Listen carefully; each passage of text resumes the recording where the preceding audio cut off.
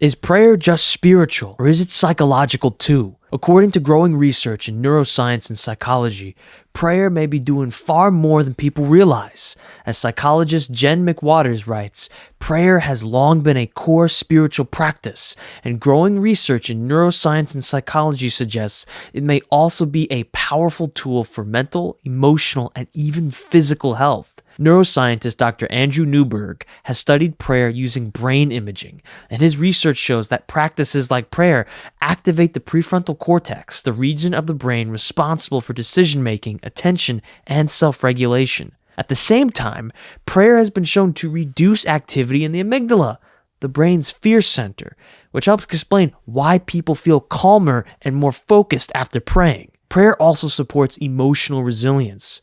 A study published in the Journal of Health Psychology found that people who viewed prayer as a collaborative process, working together with God rather than being helpless, reported better mental and physical health outcomes.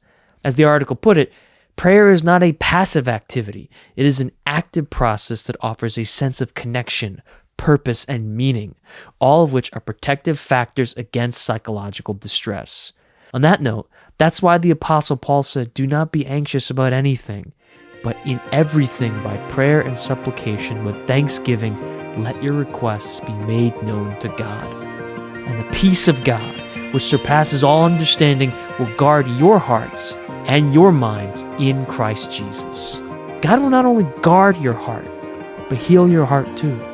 That's why Soren Kierkegaard said, "The function of prayer is not to influence God, but rather to change the nature of the one who prays."